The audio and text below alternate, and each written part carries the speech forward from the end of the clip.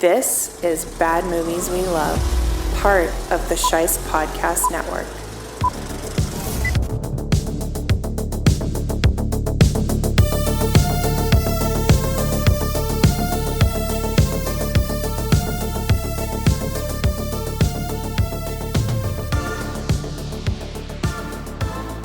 Greetings and salutations, bad movie lovers. Welcome back to another episode of Bad Movies We Love. I am your host, Nick Scheist, the master of this stupid stuff! Thank you for joining me again, or for the first time, but either way. If you're listening to this, you are the Resistance. That is correct. And you can help the Resistance by taking the new listener survey. The link to that is up in the show notes, and you can help me improve the show by letting me know what you think. You can also help the show with good old-fashioned word of mouth, whether that's leaving a review in Apple Podcasts so some other random person can see what you have to say and take a chance on this show, or maybe that's telling a friend in person, or maybe that's sharing the show around on social media. All of that goes a long way in helping out an independent podcast such as this one. And speaking of helping out, thank you to Ben and to Sean for your generous monthly contributions. It helps with things like licensing new custom music for each individual episode. If you want to become a contributor, the information for that is up in the show notes. But we are gathered here today to celebrate the end of our Epic Adventures series. I was joined once again by Darragh McGrath, who you might remember from our Drop Dead Fred Hall of Fame induction episode. And this time, Darragh joined me to talk about a different kind of nightmare fuel. That's right, we're talking Walter Murch's 1989 Wizard of Oz sequel, Return to Oz.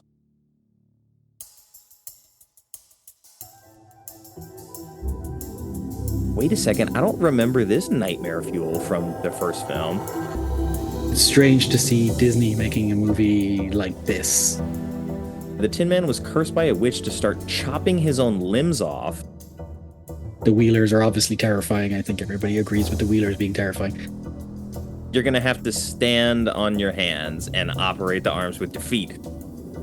I think a lot of people got fired on this movie, and what I was reading, the director got fired and then brought back. So when we get into the chamber with all the heads, you want to see all the heads. Return to Oz is like late stage capitalism. Okay, we just invented electroshock therapy, and we want to be the first to try it on you. It takes Dorothy much more seriously. I think it takes the idea of like childhood trauma much more seriously.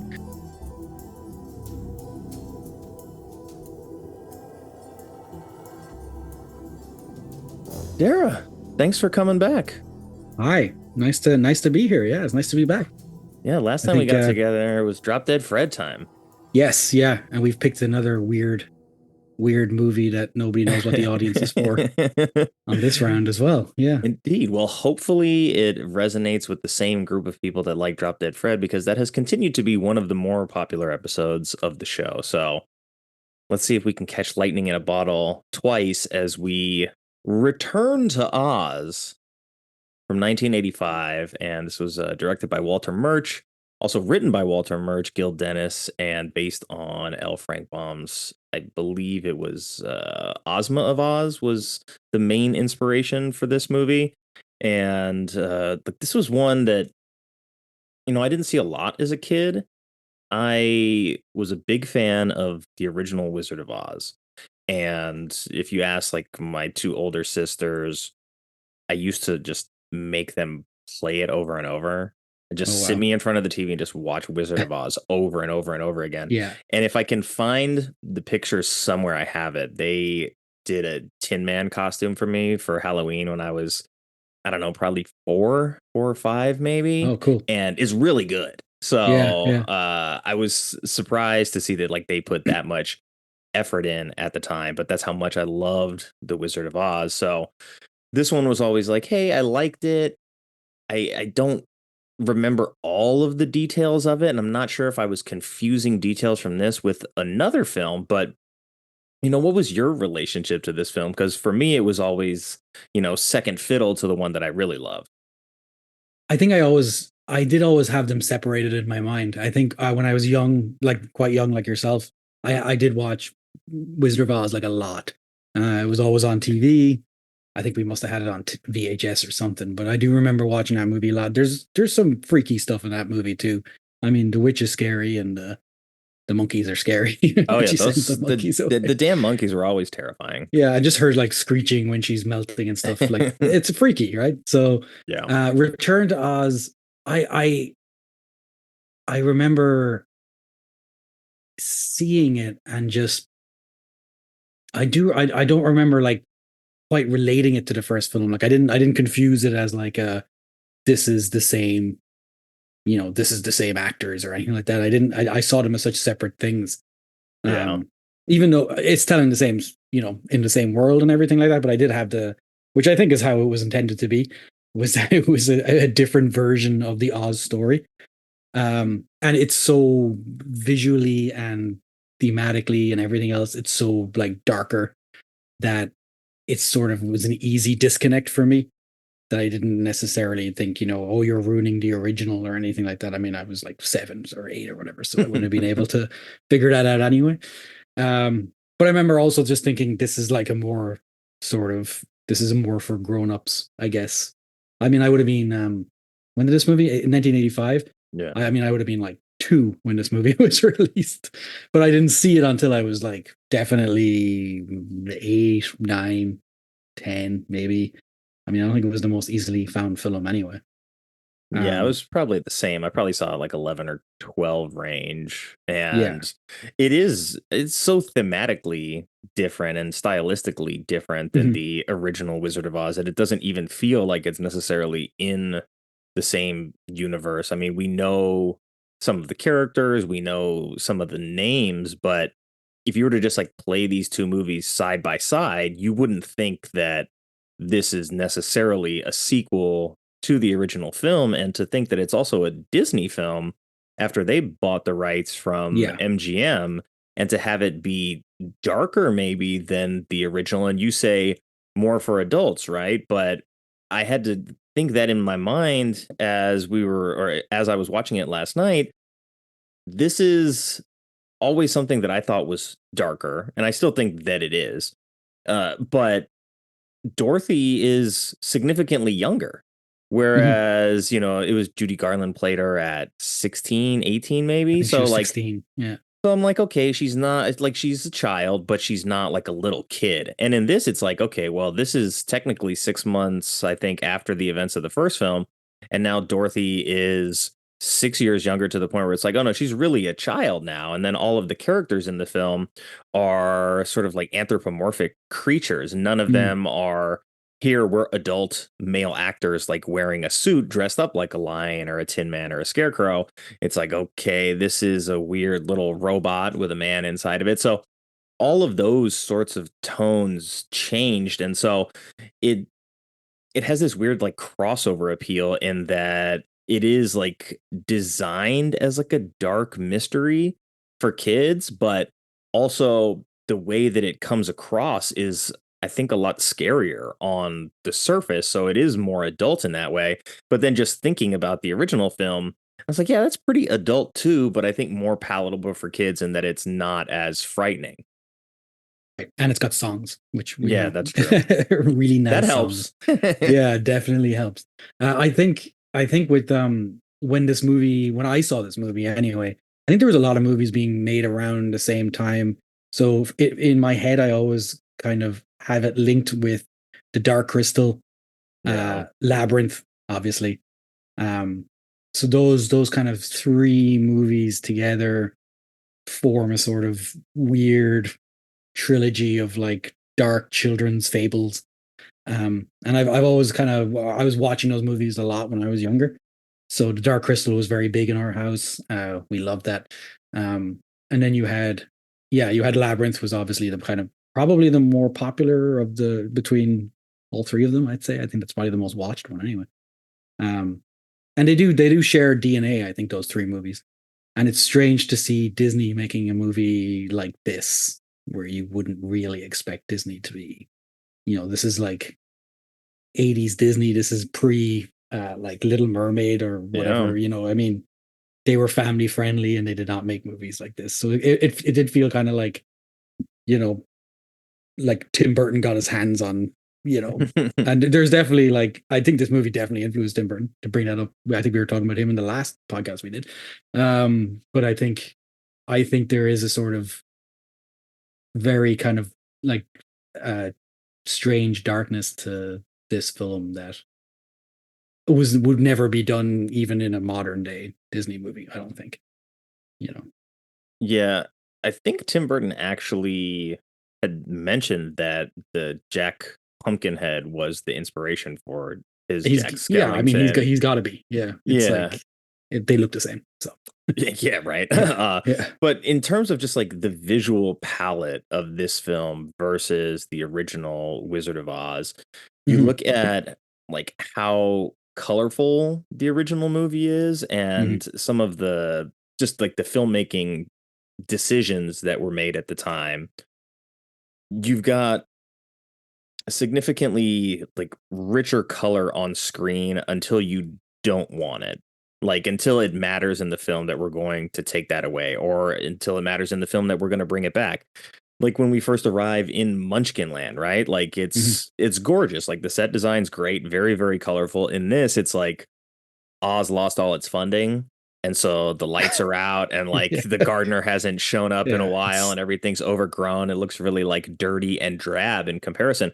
So just visually, like it doesn't have these bright tones popping off the screen at you in the way that the original does.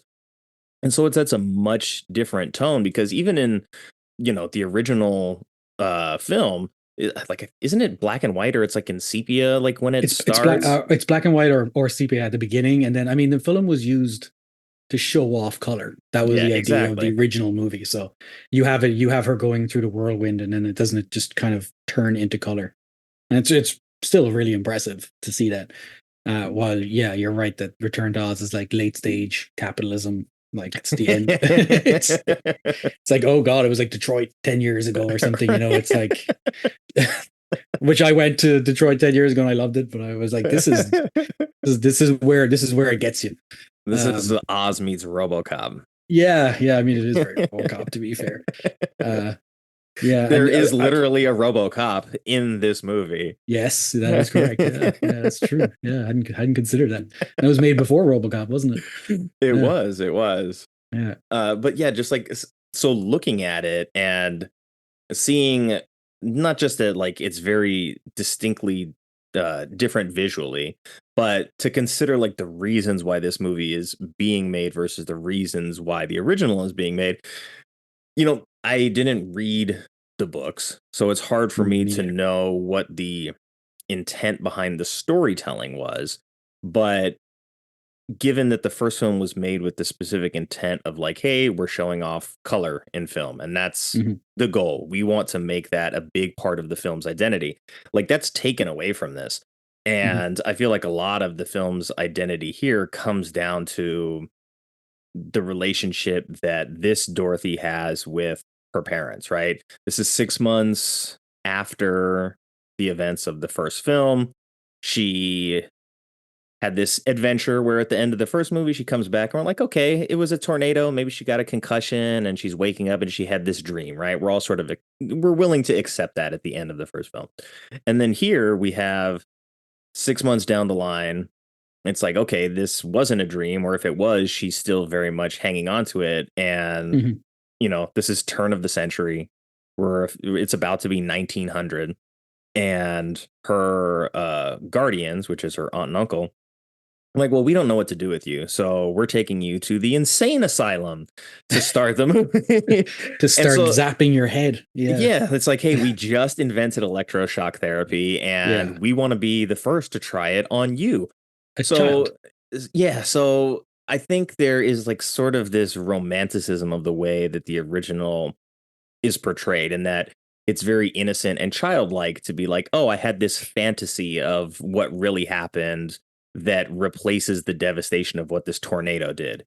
And in this, it's like very drab, very much like our new house isn't built, like the farm is destroyed, like the reality of what the tornado did to them, and it just changes the tone of like what the fantasy of Oz means. And seeing that her aunt and uncle like don't have patience for her and are pretty rapid to move along from that and try to just do whatever they can to like get her to stop fantasizing about it when it doesn't really seem to be like impeding their daily life is kind of weird. But when we get to the end of the story in this one and she's come back and it's like, okay, well, now there's sort of this happy ending in the sense that, oh, it wasn't a dream, Oz is real, but it's a secret, and because of that now she can live happily ever after. I feel like just a lot of the tones and themes surrounding what happened to Dorothy specifically are very different in this story than they were in the first one. So I think that helps detach it from what the original was, and the original film is so iconic. Like if you do sort of a sequel that's trying to be the first one, you don't give yourself room to breathe. And I've seen that in a lot of modern films that are like requels, where it's like you're trying so hard to adhere to the fandom of the original thing that you're making the sequel to, that the sequel doesn't get to be its own thing. It's really at that point like an updated carbon copy of what the previous film that everybody loved is. So you're trying to play both sides at that point. And this movie does not do that. No, I think when you're doing requels or whatever they're called these days, I do think that you're always in conversation with the previous films, and you're drawing attention to the previous films. I think that's why they don't usually work. I did read an interview with Walter Murch where he spoke about he was a big fan of the books and he wanted to be more true to the books. Apparently, the books are much darker than the MGM film, and he wanted to kind of Dorothy is, I think, 9 years old or something like that, and he wanted to sort of reflect the books more and kind of the original intent of the books, which people do that now in movies as well. So it kind of you have the Dread films or something like that, or even the Nolan Batmans are trying to be like more like the Frank Miller Batmans, and I think that is a tried and tested method. It didn't work out this time commercially because you're dealing with a film that is so, was such a massive success. And going back to what you were saying about how the kind of the tonal differences and stuff, I do think the first film deals much more with it's a much more positive film in terms of a child's imagination can help bring her out of these real world sort of. Because in the first film, she's poor too. She's, she's on the farm. She's poor.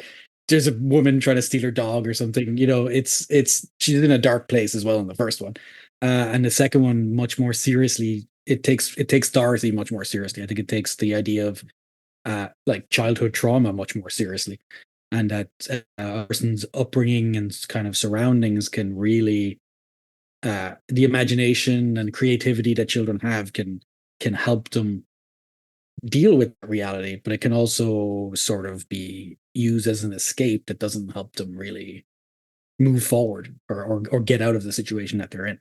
And I mean, I've read different interpretations of the film. I kind of take it at face value that what's going on is sort of happening in her head. I think I think that's the way I would read it.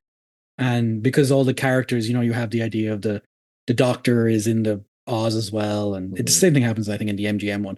But the witch is the nurse woman who straps her down. The Wheelers are kind of in the mental hospital. You hear their wheels going, screeching as they get the buggy ready. So the idea is that she's using this kind of real world fear of things that are happening to her, and she's trying to process them by sort of putting them into a fantasy world and dealing with them in the fantasy world. And that's what I think this movie is kind of making that point much more kind of plainly. I don't think it's trying to like run away from the idea that kids can have really tough upbringings.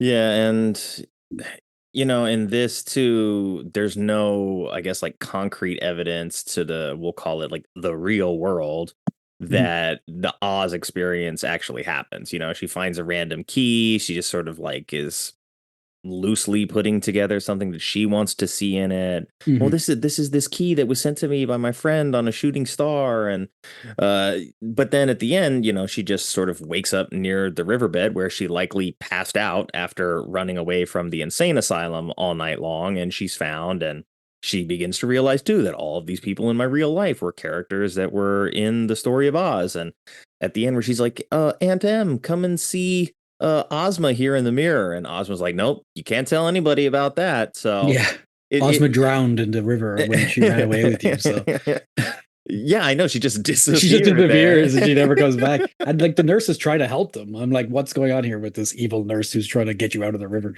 But yeah, that was slightly like, am I supposed to just think that I guess this child is dead? I guess is you know, it's never really acknowledged, unfortunately. I was like, where did that crate come from? Oh my god, did that girl just drown? Oh, there's no time because we're now in Oz and we've moved on, and there's no time to mourn the loss of our friend who helped us escape. Yeah, it reminded me of Titanic when they're both trying to get on the thing, except there actually isn't room for both of them. Yeah. It was a cool transition though. And yeah. I like the falling down into the whirlpool or whatever you want to call it. Yeah, that was cool. Yeah. So this movie is on this show because somebody out there doesn't like it. And it's mostly the critics because it's carrying a IMDb score of 6.7, which is solid.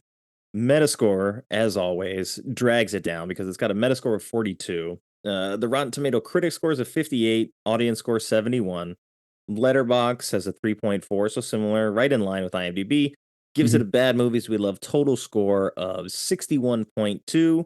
So not nearly the worst show that I've ever covered, or not nearly the worst movie that I've ever covered on this show. But I think anything that's like lower than a 65, I'll take happily and talk about it. So that's why it qualifies for this show. But I want to know. I know I reached out to you last minute about it.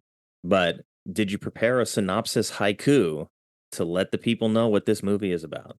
I did. I tried writing one today. I've never written a haiku, so perfect. Or any kind of thing. So I have to look it up. I mean, as I understand it, it's 5 syllables, 7 syllables, 5 syllables. Correct. Does it have to be 3 separate lines? Is that? It is, yes. Has to be 3 sentences. All right, here we go. Would you want me to read mine? Yeah, please. I want to hear your one too. Okay. All right. I did do one. Yeah, and if I messed it up, that's okay because it's my first one, so that's fine. It's my first day. In Oz, winter wakes. Ruby slippers dream of gale. All wheelers beware. That's good. I don't even want to do mine now. That's much better than mine. I kind of recontextualized the movie to be like Dorothy's coming and she's going to kick ass. You know, that's kind of how I wanted to do it. Yeah, don't let her get her hands on those ruby slippers. Yeah, once she gets those ruby slippers, it's kicking ass. So yeah, I simplified it a little bit more because I was rushing to do this. So I was a little bit late today putting this all together. So it said, back to Oz we go, even stranger than before, blood drawn from a stone.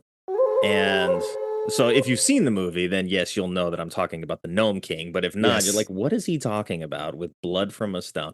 So yeah, we have like a rock creature, man, entity that is the primary villain here, as opposed to sort of the Wicked Witch's death, and then the wizard kind of also being the villain in the original. There's a lot of villains in this movie. There's and they're all scary. They're all like freaky. Yeah. I think the Gnome King is the least freaky of the three. For me anyway. I mean, I don't know. I find the Wheelers are obviously terrifying. I think everybody agrees with the Wheelers being terrifying. And you've got, for me, that scene with the witch when the heads wake up and they start going, Dorothy Gale, or whatever it is. And it's just that to me was the scariest moment in the film. And just the idea, it freaked me out as a kid, the whole putting the head, like she would collect all these heads, which apparently is from the book. But I think visually, once you put it up on the screen, it's a completely different thing than when you're reading it in a book. And I love the practicality of those shots as well. In that, they look great. You just have a bunch of actresses like standing in these mirrored closets. Very simple. Yeah, very simple. And they're all just there, and the heads all look really good on display, and they're all awake too, they're all alive, which is like you could have easily been like, hey, let's make a bunch of fake heads and just like prop them about because we're not going to showcase this. But we actually spend a lot of time in Mombi's like her in her castle or whatever it is. Mhm. Like we spend a lot of time wandering around there in the mirrored hallways and really kind of showing off the set design there. So when we get into the chamber with all the heads, you want to see all the heads. Yeah. And like the best way to do that was the way that they did it. And I feel like it looked very clean and it was just super effective. And like I can't imagine going back and watching this as maybe like a 5 or 6 year old, and like this is terrifying stuff. Well, I was watching this movie with my 4-year-old. But the second we got to Oz, she was doing something else, and then she was kind of looking at the screen sometimes when, something interesting was happening. But the second I heard the squeaking of the wheels, at the first appearance of the wheelers and the first wheeler turns up, she was like staring. I was just like, I'm gonna have to turn this off, and I'll watch this later on. And then I'm glad I did, because once we got to the witch part, I thought that was even freakier. Yeah, I think the practical effects in this are like really, really impressive. I think it's if this isn't uh, a showcase for why you should use practical animatronic, even though the animatronics, they look. What I liked about it was, TikTok, the robot. Yeah. He looks like he was actually made. Well, he was made by a human being, but he looks like in the film that he was made by a human being as well. Yeah. So he's not like, if he was CGI, he'd look almost too smooth, or they'd make him look too human. And I was like, he looks kind of shonky, and like, he might fall apart. And that's probably how he would look if a human being put him together from all these different pieces and stuff like that. And I think all the way the effects are done, I think it helps you accept the unreality of it. I think in a weird way, it helps you to sort of accept that these things exist, and she's having an actual relationship with. Yeah. Yeah.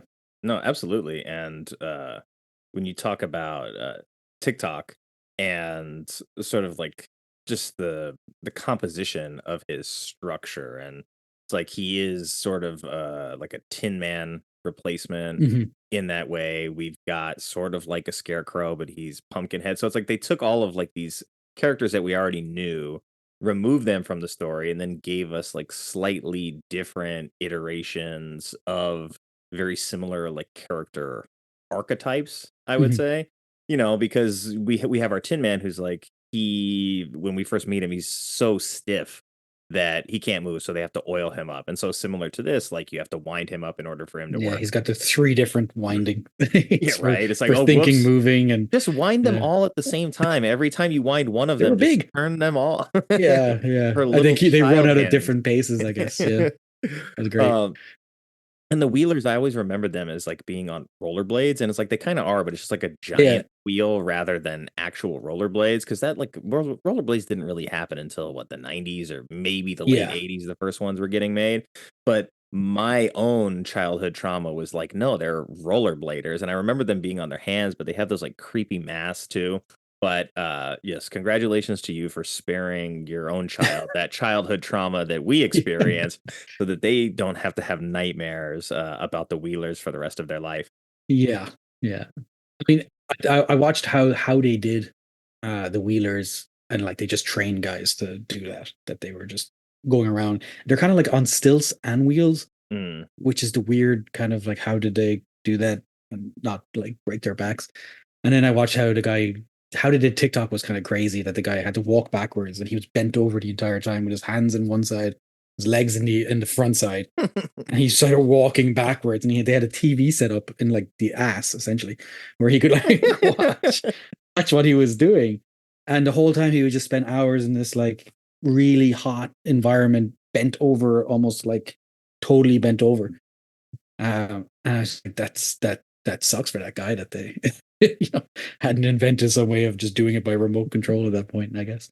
Yeah, I mean, even just like, the 80s were a big time for like dwarf actors. So, Mhm. if you're gonna have a suit like that, you might as well have it operated. But yeah, I think the But guy this that was in guy it was like wasn't though. This guy was he a was a gymnast or something. regular Yeah. sized guy. Yeah.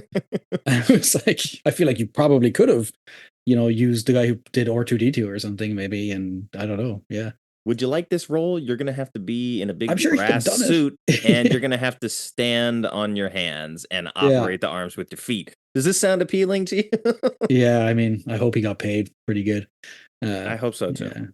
Yeah. And I did about the visuals as well. I did listen to an interview with Walter Murch, and I think there was 2 cinematographers in the film, which I was surprised by because I think it's quite consistent throughout. Yeah. The first one was Freddie Francis, who's the guy who did he made films too, but he did The Elephant Man.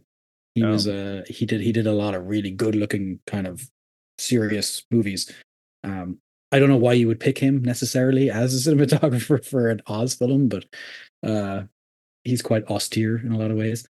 And then I think Disney fired him, and they made him get somebody else. But the other guys seem to have a pretty good consistent tone as well, which is interesting. I mean, David Walken, he had done Chariots of Fire, Three Musketeers, so definitely like well seasoned when brought in to be the director of photography on this project. It looks like Freddie Francis was actually uncredited, so I don't know how much we're going to remove your name from this movie. We dislike your work so much. I think he might have done like mostly the opening kind of scenes on the farm and stuff like that. I think that was the idea, and then all the Oz stuff was done by David Watkins.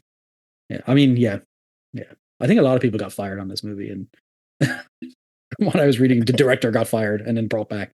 Indeed, whole thing. Yeah. Possibly because they saw the Wheelers and they were like, "What are you doing? What is this? This is a kids movie."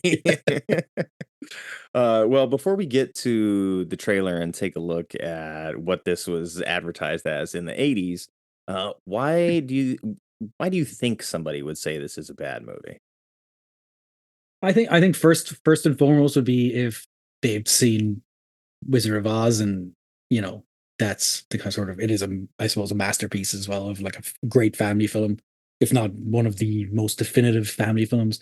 And then to have something with the same sort of continuing on, pretending to, or whatever, purporting to carry on the legacy of that, and to have it be what Return of Oz to Oz is, I think that would be, I think people would feel like they were being tricked or being sort of, I think they were being maybe deceived a little bit, because you're saying it's a sequel to Wizard of Oz. So I think that would, as a parent, you would be like, oh, I can bring my kids to this, and then you bring your kids and they're traumatized because they've just watched things that I, as an adult man, find terrifying. I mean, like, why would you bring your children to that and not expect it to, result in a lot of screaming, upset children?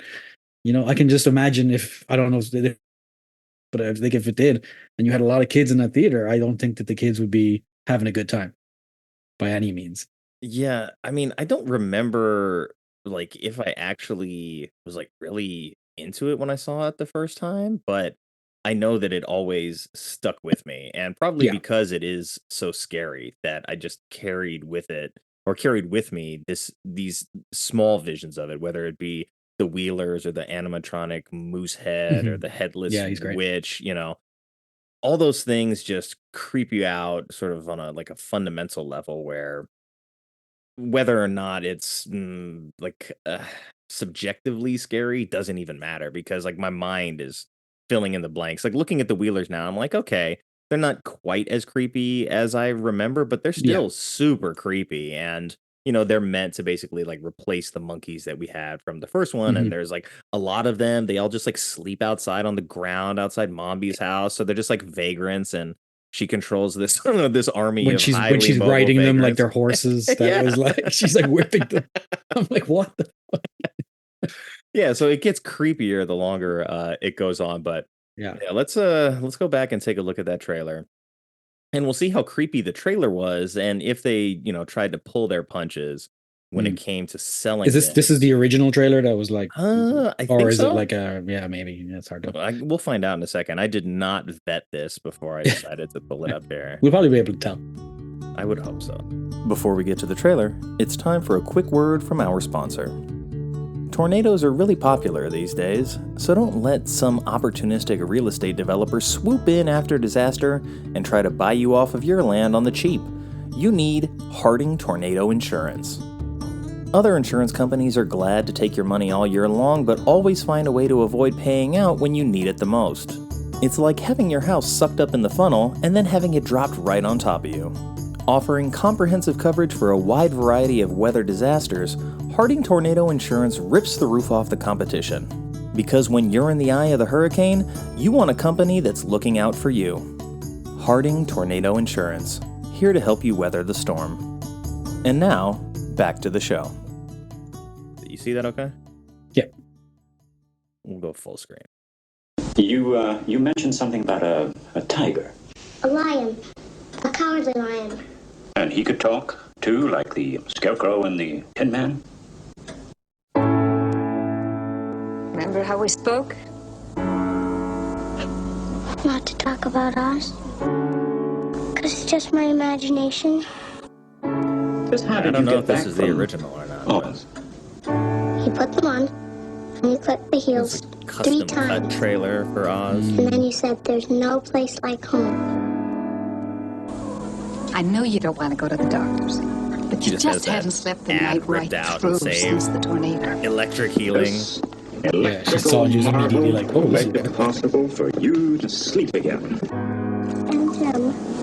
My friends are in trouble. I know it. We're in trouble, Dorothy. Right? Our house was destroyed. We're broke. We got 2 mortgages now. Shit sucks, Dorothy. You're not helping Dorothy. You're just Get your walking shit around with the together, chicken. kid.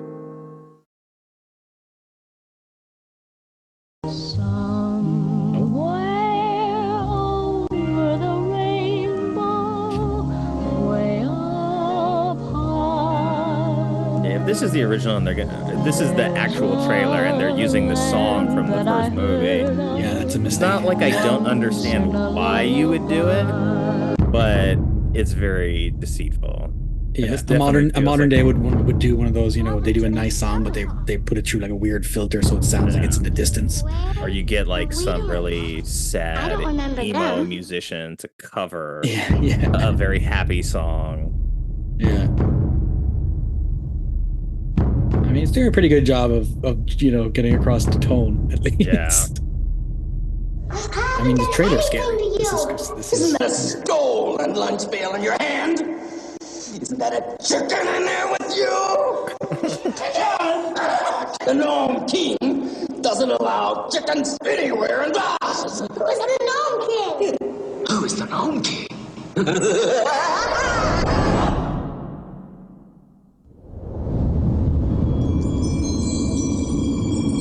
I mean, that's a pretty good trailer. I don't think that was the theatrical trailer for this, though. yeah. I mean, I would be yeah. shocked if it was. Let me see if I can find a better one. That's even by today's standards is like Right? I know yeah. I think this is the actual one. I just clicked on the first link, but of course I shouldn't have done that. Grab this one. All right, I'm gonna do 2 trailers on this. You don't was see Oscar the nominated. Yeah. Oh, here we go. Okay, this looks like This summer, Walt Disney Pictures presents a motion picture fantasy adventure beyond your fondest imagination. You'll be transported miraculously back to the enchanted land of Oz, that magical kingdom beloved by young and old for generations. It's just a yellow brick. No, Belina, you don't understand. This was the Yellow Brick Road. You'll share with Dorothy Gale the shock of finding everything mysteriously changed. What's happened to everybody? And you'll delight with her discovery of 4 wonderful new friends who band together against a wicked queen and the dreaded Gnome King. This is the Oz you haven't seen before, and this is the Oz that's accurate. you'll want to visit again and again. maybe From not. Walt Disney Pictures comes a whole new world of entertainment. Why don't we just fly back to Kansas? Return to Oz.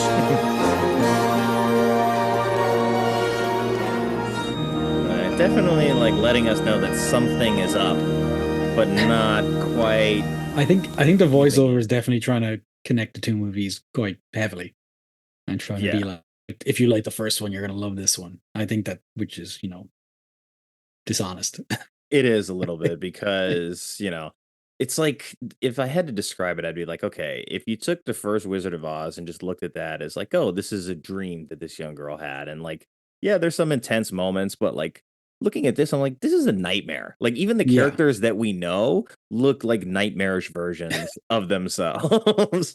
Yeah. And people, having a guy dressed up in a Tin Man costume is not, and then building an animatronic thing. I mean, people, I know people are scared of puppets and stuff like that. Yeah, so, that's fair. So it's like that's not going to win them over for sure. Yeah. I think that trailer probably was a little, it tried. I think it knew the film it was trying to sell, and it decided to just try and get people in the door, I guess. Yeah, I mean, I can't say I blame them, but yeah, you've got sort of like a nice adventure-y music. We're seeing them flying this around, thing that we've never heard of or seen before. So it's like, hey, there's going to be magic. There's like a elk head, staple that is tied down to the front of this couch, and it's flying. So they advertise the friends. Here's Oz that there's like a new villain that you have to worry about. So kind of just like giving you enough of the basics to get you in the door, and definitely selling like, hey, this is the sequel to The Wizard of Oz. So definitely if you like the first one, you'll like this one. And I mean, the truth is I do like both of them, but even something like with the Tin Man, we get this backstory for him at this point in the movie where Dorothy is explaining what happened to the Tin Man. And I was like, wait a second, I don't remember this nightmare fuel from the first film. And she's like, yeah, the Tin Man was cursed by a witch to start chopping his own limbs off. Yeah. And then slowly replacing them with tin parts. And I was like, yeah, this is not in the original story. I was like, we spent all this time with the Tin Man, the first one, and never did I hear him mention, chopping off his limbs. Yeah, not once. Yeah. So I was like, okay, that's maybe a little bit of backstory that the children don't need to necessarily hear, but it is not completely outside the realm of witches cursing people and having bad things happen to them in children's storytelling. It's just a weird extra bit of info for a character who's not really in this movie at all. So yeah, a little strange in that light. The only one they really bring back, I know they're all in there at the end, but the only one they bring back really is Scarecrow. Yeah, nightmare Scarecrow looks terrifying. His face is the old Scarecrow and put his face on. And it's like, and you're just like, what's going on with this constantly smiling, even in dangerous situations? It's like, you don't want this guy next to you when you're, about to be killed. You're kind of looking around. He's just got this massive smile on his face. Like, oh yeah, it's going to be, we better get out of here, Dorothy. We had an old volleyball lying around and we decided to make it the Scarecrow's head. And I guess the animatronics were supposed to be better than they ultimately were, but they were running out of budget. So they're like, all right, well, he can blink, and we can't really get him to move all that well because we blew the animatronics budget on what is everybody the else. ox head creature? The Gump. Gump, thank you. Yeah. Yeah, and Belina, the Belina, chicken. yeah, Belina's like supposed to be like the comedy sidekick, and I'm just not into Belina, unfortunately. Yeah, poor I don't know how to pronounce. I'm sorry, Fairuza, Balk or whatever. She's got to carry her. Like sometimes it's an animatronic chicken, and then other times, often when she's carrying it, it's a real chicken. So you've got this poor child actor carrying around a real massive chicken. During her scenes in her first movie that she's ever acted in, and she's got to hold this like big chicken in her arms the whole time and hope that it doesn't like peg her, I guess. Yeah, I mean, the animatronics were pretty good when they needed to be, though, at least. Yes. Yeah. I think, it's the Henson Company. They kind of know what they're doing.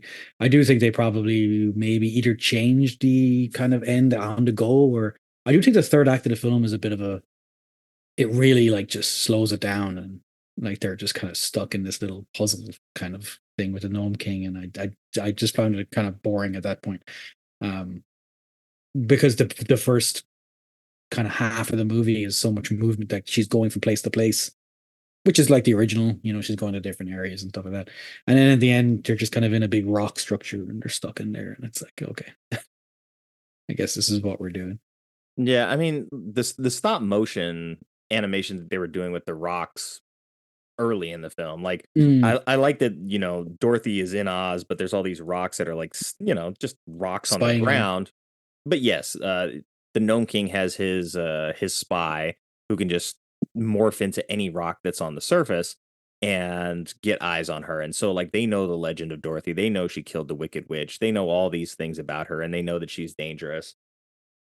So they constantly have eyes on her. And then by the time, we get to actually meet the Gnome King, we've had only these interactions with his voice and his Mhm. henchman who his like energy or his spirit or whatever travels down from the surface into the caves and projects his face on this wall. But like the stop motion animation to make that look good was very good. And I like the way that it Mhm. ends on that sort of fan trailer that we watched with the sort of just like the laughing of this maniacal face on this red Yeah. brick. Looks fantastic, very, Yeah. very terrifying. And then, like, the more we go down that rabbit hole with the Gnome King, like, the more and more human he becomes, which was interesting because I never really, like, found that to be his motivation until, like, it had to be at the very end. But it gives us a good use of sort of like a blend of stop motion, sort of like practical effects, and then, like, guy in a suit. So we get to see a lot of ingenuity in terms of design because in shooting that, yeah, like you're probably shooting that over days and days and Mhm. days, trying to make that all look good and then edit it together. But uh the first time I noticed, I was like, wait a second, does this guy have human eyes now? I was like, what is happening? I don't Yeah, remember there's that what weird scene happened. where he's an old man in gray makeup and stuff, and you're like, what's going on now? He's turning into a human, or Every time it's. I guess he somebody can change his form, so that's the idea. I But think it was like every time someone guessed wrong in the ornament room, lightning struck, and then he like absorbed their humanity, even though the right, people that went yeah, in there before their him were essence. not humans. So he was just like draining their life energy to become more and Yeah, more human. But then we reveal that as he's sitting there on his throne of rocks, he's like, "Hey Dorothy, look what I have." He sticks his feet out and he's got the ruby slippers on. I love that though. I'm like, oh, okay, he's a little kinky. All right. It is. It's one size fits all on those things. No matter who puts them Yeah, on, yeah, they immediately fit the size. like But the mask. yeah, Yeah, I love that he sort of just like sticks the slippers out from his like cloak of rocks just to show yeah, her, and then tucks it back away. It's really interesting though because he talks about them as like they're this powerful enchanted item, and where we left off, sure they got her home, but it was never this thing of like she's using it to do all this different magic. It was always like get the ruby slippers, you click your heels together, and then you go home. right. So to see that when she's been gone and she comes back, there's this legend of Dorothy as the wielder of these ruby slippers, that she has some sort of like inherent power that allows her to wield these and to be so effective. And I think there was a time where the Gnome King even said like, "Oh, now she's at our doorstep with her small army," and it's really like her band of sort of stapled together heroes. But she is very brave for a child, and she's like, "Well, you're either going to return Oz to the way it was and let the Scarecrow go back to being king, or we're here to like force you to do that." And so I like that she's never scared in this because she feels like she's a lot more scared, like the way that she's played in the first film. Like, Yeah, so many weird things are going on, and it sort of takes her making these friends to have not necessarily the leadership, but the bravery to do what she needs to do in the first film. In this one, it's always like, I'm never abandoning my friends. Like, I love these people. I'm going to fight for them the entire way. And she's only 10 in this. So it's an interesting portrayal of her versus what we saw back in with the 30s, I think the first one was. 39. Yeah. Yeah. Yeah, she's doing it for her friends, I guess, and for this land of Oz that she loves. I find a Gnome King kind of. I guess I've never paid attention to it before, but he's explaining why he's doing what he's doing. I'm kind of like, I mean, he's not unjustified in being upset that Correct. all his stuff was stolen, and then this guy, whatever his name was, the human who was pretending to be a god in the first one, he stole all his stuff. He stole all his jewels and everything, and he made a massive pop city out of it. And the guy was like forced to live underground. And lost all his power and was, and that's another thing I think probably upset people, which is that you're kind of redefining certain things in the first film. You're kind of saying maybe like, that essentially this guy was like plundered and his riches were stolen and like used against him, and now he's been sort of like made into like a second class citizen. So he's somewhat upset about that, and then he sees Dorothy as somebody who did that or helped that happen, I guess. And then I was kind of confused because I didn't remember any of that, I guess, when he was explaining his backstory and stuff like that, and I was like, it's sort of a much more maybe too allegorical of the real world. I think that would kind of upset people, that the idea that you're playing with ideas now of like politics and all that kind of, I did read a thing about colonialism and how they, kind of try to interpret the movie that way. I'm like, I don't know if you should be talking about, these things in kids films, really, or, I'm not saying you shouldn't be, but I think it's a bit much for people who are expecting a movie about, evil witches and a more clearly defined good and bad, I guess.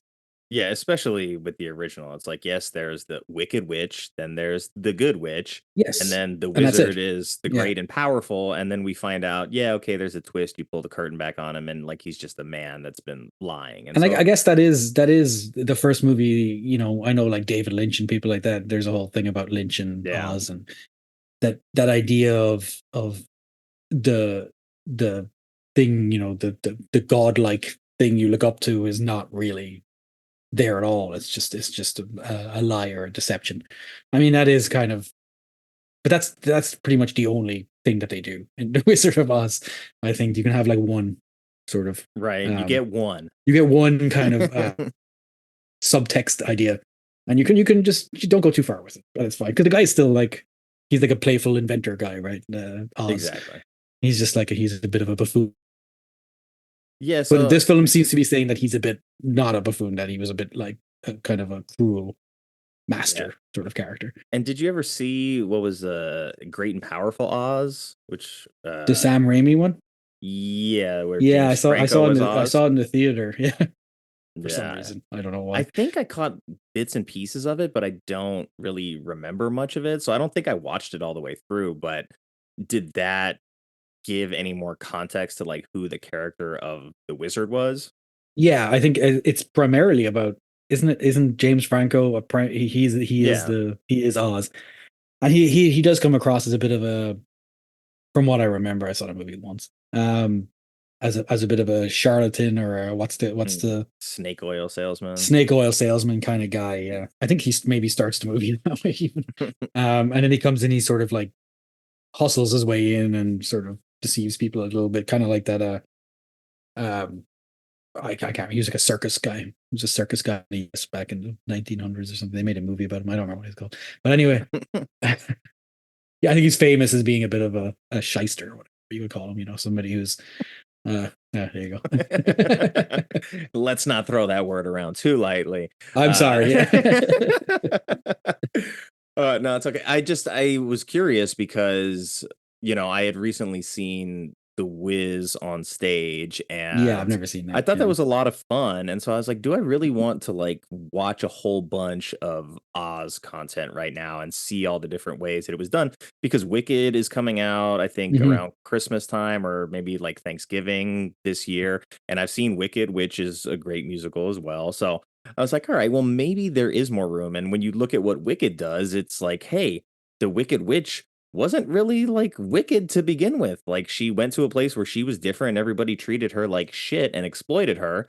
And so she was pissed. And so I think looking at this movie too and hearing the backstory of the Gnome King, and it's like, yeah, I think he has some justification to be pissed. Like, maybe he didn't have to bring ruin to all of Oz and turn everybody into stone. But I think having sort of your kingdom plundered of its natural resources and then used to build this like big shiny monument to the exact opposite of what you are, and then being banished to the underground. Yeah, he's got some justification there. And so I can understand where he's coming from a little bit. And I think one of my favorite scenes in the movie was like, he's smoking a pipe, which I don't know what's in the pipe, but he's heating it with like a glowing hot crystal that he has from like his underground furnace or whatever it is. And I was like, wait a second, did I just see him smoke a pipe? I was like, what is happening here? Not only is he becoming human, but he's like very casual when he's human. He's got a cloak, he's got ruby slippers, he's smoking a pipe, he's got a beard now all of a sudden. I do appreciate that at least here the villain is he's still a villain, so the idea is that he might have been wronged and Yeah. but he was, even if he got everything that he wanted, he wouldn't do anything good with it. And I do think that that's made clear. And I one of the problems I have with I haven't seen Wicked or anything, but these themes like Maleficent and all these kind of where they try and take the villain from the film and or Cruella de Vil, and they take they take the villain and they try and sort of justify or validate her villainous ways. And I'm like, well, she's still doing bad things, even if something bad happened to her in the past. She's still like, it shouldn't really excuse. I kind of don't like those movies doing that. I think that it's I think if you're going to play around with those kind of ideas, then really what you're doing is you're excusing pretty like deplorable behavior.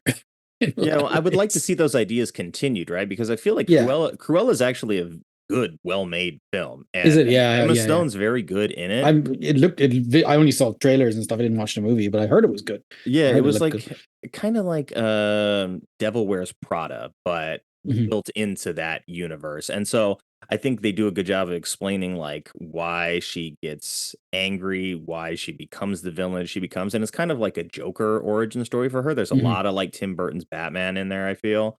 And I'm fine with it, but like at the end of the movie, we're just left with like, okay, well now she is the villain, but we're not ever going to get to the point where it's like, yeah, she just skins dogs for fun kind of thing. And so we're left on a note of like knowing that these other versions of her exist, but there's no connective tissue between that and when we see Glenn Close play Cruella de Vil in the live action Dalmatians that was at like early 2000s, I think.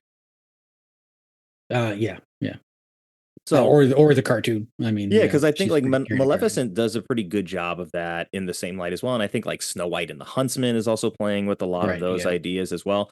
So it's not that I don't enjoy sort of going back and trying to understand a villain, because in that sense you're trying to show the audience that hey, like it's not as black and white as it used to be when these stories were told in the 50s. Like we're talking about with the original Wizard of Oz, which is like good witch, bad witch. They're literally called like the Wicked Witch and the Good Witch. So like that's very cut and dry. And so to try and go back and give some context to like why people become bad, I think is interesting. But if you don't ever cross the finish line of like, here's them being bad and like they're still wrong and still the villain, then you're just like, you're leaving on the table all of this like exploratory room to be like, well, maybe by the time, the cartoon 2001 Dalmatians or what, was being made, then she was in the right to skin all these puppies and to want to murder them because like, everybody starts skinning puppies because we do what the movies tell us to do.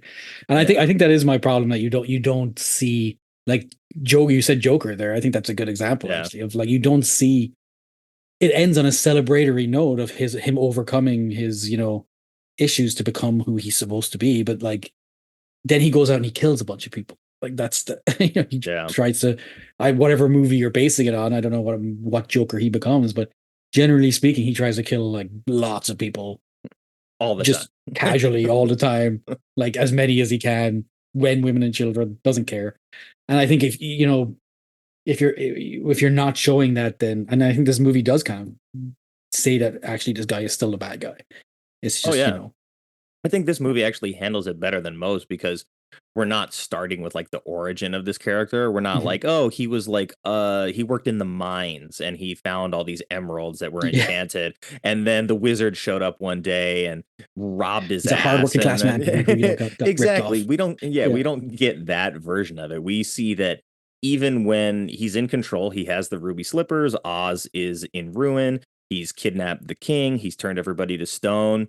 I mean, he's got basically everything that he wants other than being fully human at that point. But when everybody is sort of like going into the chamber to do the guessing game to find out whether or not that they are also going to be turned into one of these ornaments, he is more than happy to just let them do that for the joy of it. He even says, like, this is way more fun than just conquering them in the way that I very easily could have. Because I think, what's her face? Mombi shows up and she's like, well, like, why are you still entertaining this idea? And he's like, well, because I'm having fun with it. So he enjoys like the torturing part.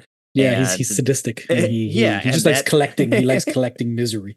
Yeah, and that very clearly indicates that he is the bad guy still. Yeah. So it's a well handled in this movie, I think, in a way that I wouldn't have anticipated. Like, if I'm thinking of this like from the outside looking in, I don't know that I would even anticipate this movie trying to like give this character a backstory of how he got robbed, right? Because there's this line of dialogue where Dorothy is falling through the earth down to wherever his primary chamber is, and he's explaining what happened, and she says like, but you have so much, or you have so many, and he's like, that's not the point. And like, he's right, it's not the point. Like, he could have shared if he was asked, or if there was some sort of agreement reached, but like, he was robbed against his will. So I think he's right in that sense, but then he doesn't use justification beyond that when he takes his vengeance. So, yeah. The scarecrow is not to blame, and Dorothy gets into that, and she's like, he wasn't the one who robbed you. Like, he just happened to become king after I left. So it's like, he's not even the one that did this to you. So not only are we seeing that, like, he's taking out his frustrations on someone who isn't responsible for his plight, he takes pleasure in it as well. And that's where it's like, okay, well, even though something bad happened to you, you're still very clearly in the wrong here with torturing all of us. So I like that, because honestly, I would have liked to see more of the Gnome King, but I like that they hid him for a while, because the reveal is very cool when it's happening. But it's like he gets revealed and then the story is kind of over like 5 minutes after that. So I mean, I guess his story, just what you were talking about, I was like, I guess it is like the past will come back to haunt you, which is something that's happening to Dorothy too, right? It's like she can't escape from her situation and her past, and the fact that she has, everybody thinks that she's crazy, and she's never gonna get away from that, I guess. And then her parents, are willing to, or I guess it's not her parents, her aunt and uncle. I think her parents are gone. Yeah, and that idea is again kind of a very more adult idea, I would say, to be putting into a kids movie. But it's interesting that they did that with the villain of the piece, and they even sort of humanized the witch at the end, where she comes to him, and he sort of treats her very like a servant or whatever, and he makes her kick. What does he do? He makes her like bend down, and he's like bow, and then lower. He tells her to kneel, right? And so she kneels. And then even when she's laying down on the ground with her face touching the ground, he's just like lower and just like laughing at her. So yeah, you really see that he sort of like kicks down on the people around him, and he enjoys it. And it wasn't this thing of, this is a character who was the King of Oz at one point and had that taken from him. So it's like he's exercising this power that he has over a very limited range of people and really being shitty about it. So yeah, he's a good character. I just like it, with the way that the Wicked Witch is so central to the original Wizard of Oz. I feel like I would have liked more of that from the Gnome King here, just because it's like he is fun to watch. And like, whether or not you have him in human form or you just show him sort of like in rock form, obviously like the stop motion animation that goes along with that was probably time consuming and expensive, and maybe that's why you don't want to do that. And you save your biggest reveal for the end as he's becoming human, and that takes a lot of work and effort, and you have to shoot on like a constructed set that's made to look like a cave and all this stuff. So the practicalities of him being much more involved for longer are much more complicated than just wearing like green face paint. So I understand, but yeah, he's very cool, and I would be interested to sort of read the story, or maybe I'll watch Great Powerful Oz and see if that character is like involved in the story at all, because I want to see like what happened in the beginning now. Yeah, there does seem to be like a kind of a backstory to Oz about like different kingdoms and stuff like that. But it's probably in the books, I would imagine. Yeah, it's in the well, books, I guess I got homework to do. There's a lot of them, right? There's like 7 or 8 books or something like that. Oh wow, so, I got more homework than I thought. Yeah, apparently they're quite good. I mean, it's sort of like a Alice in Wonderland. I don't know. Yeah, I guess that came first probably, but yeah, it's kind of a similar idea, really, isn't it? Yeah, a little bit. Mm. Yeah, because when I think of Alice in Wonderland, I'm like, is Wonderland real? Is this all like a drug allegory and she's hallucinating on some weird Mm. mushrooms that she ate out in the wilderness? So I'm not well versed in Alice in Wonderland, so I No, don't me want neither. to Yeah. speak out of turn. I'll save that for when I do much more research. But I've heard that like Alice Through the Looking Glass was good. Mhm. So I think the ones with Mia Wasikowski, right? She was. Oh yeah, right. Yeah. Oh, yeah, I didn't see So those either. Yeah. yeah.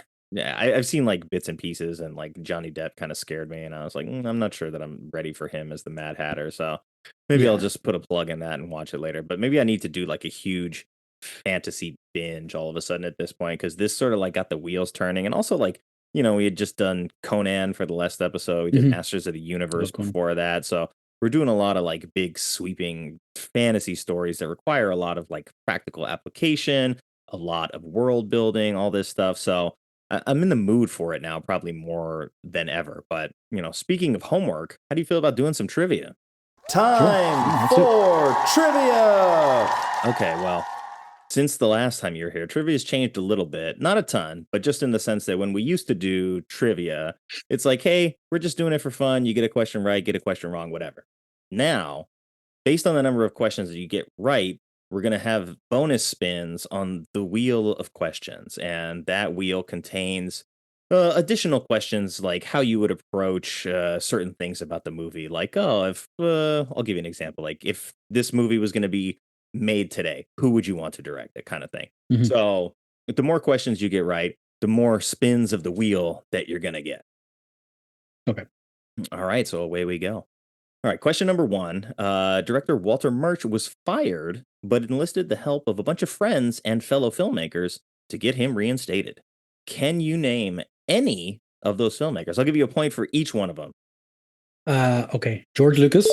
Mm-hmm. I presume Francis Ford Coppola. Yes. Because he worked on a bunch of his stuff. Yeah. I mean, I only have those two. I don't know. That's pretty I can good, though. guess So Steven Spielberg. Well, but there you go. You guessed, and you got 3 out of 3. So what? I didn't know Spielberg was involved at any point, but okay. All right, so there you go. We'll get you 3 points for that one. So you'll get 3 bonus spins on the wheel, and so we'll move on to question number 2. This movie, at the time of its release, held a Guinness World Record. What was that record for? Oh, most special effects shots? Probably not. No. So at the time it was released, it was the longest window between an original and a direct sequel at 46 years old. And that record was eventually broken by Bambi in 2006. Wait, there's a Bambi sequel? Apparently. I'm just learning of this now. So I don't know if it's Bambi 2 or what, but. And it's a direct sequel? That's the rumor. Disney allowed that? Okay. Yeah. I don't want to see that movie. I'm good. They're probably going to take out Bambi in like the first 10 minutes. It's like, I don't want to see that. Yeah. So I was going to say, I should have thought about it. I was going to say that. All right, go on. All right. Well, you still got the 3 from the first question. You got a chance to pick up one more here. This was actually the 3rd feature-length sequel to The Wizard of Oz. Can you name the other 2? The other 2 Oz films? The other 2 sequels to The Wizard of Oz. Oh, the other 2 sequels. There was The Great and Powerful Oz. I don't know. I can't. There was is the one with that we talked about. This is the one with James. It was not, surprisingly, because I don't know if that was like a standalone project. Because I know there's an animated one. And technically, if it's The Great and Powerful Oz, it's a prequel, I think. So maybe that's why it wouldn't qualify.